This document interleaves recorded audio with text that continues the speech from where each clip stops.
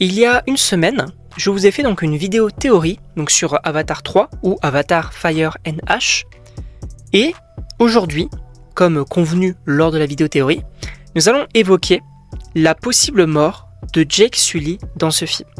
En effet, donc dans un premier temps, comme je vous l'avais dit, je ne pense pas donc que Jake va revenir encore une fois avec sa famille dans un Avatar 4 et 5. Ça me semble tout à fait logique qu'à un moment donné, il meure, en tout cas qu'il lui arrive quelque chose pour qu'il laisse la place à ses enfants qui ont été, selon moi, très bien introduits dans le deuxième film.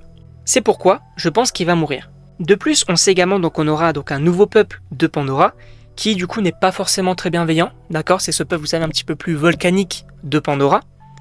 Donc, en réalité, quoi de mieux qu'un sacrifice de Jake pour sauver sa famille ? Puisque oui, ces personnages ne seraient pas forcément très bienveillants, notamment avec les humains, puisque oui, donc les humains vont supposément donc continuer la conquête de Pandora, l'exploitation des ressources. Et peut-être donc que ce peuple un petit peu plus extrémiste, finalement, va se dire « Ben frérot, vous faites n'importe quoi, on va vous tuer. » Tout simplement. Et donc, je pense que ce n'est pas forcément on va tuer que les méchants humains, mais tous les humains. Donc, les humains qui ont débarqué, les humains qui sont restés avec les Na'vi donc pour prêter leur aide, et que finalement peut-être donc ils vont s'attaquer à eux, pourquoi pas donc vous savez ce scientifique pourrait peut-être également mourir, donc peut-être en milieu de film, pourquoi pas, pour poser vraiment les bases, ça pourrait être plutôt intéressant finalement, et peut-être donc ils vont s'en prendre également à la famille de Jake qui n'est pas à 100% Na'vi. Ça aussi ça peut être plutôt intéressant, s'en prendre peut-être aux enfants, etc. Pourquoi pas.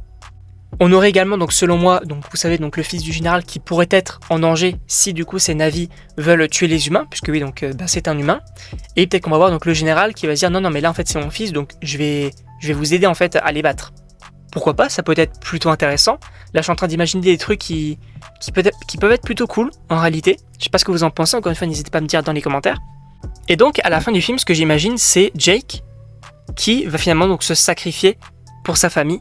Puisque oui, donc encore une fois, quoi de mieux qu'un sacrifice de Jake pour sa famille, ça pourrait être plutôt intéressant encore une fois, et que dans un quatrième film, on puisse avoir du coup les enfants qui puissent évoluer, puisque je vous rappelle que, alors il y avait des rumeurs et même des gros scoopers qui en parlaient, mais la volonté de James Cameron serait, et j'insiste bien sur serait, qu'à un moment donné, Neytiri aille sur Terre et pète un câble parce que justement Jake est mort.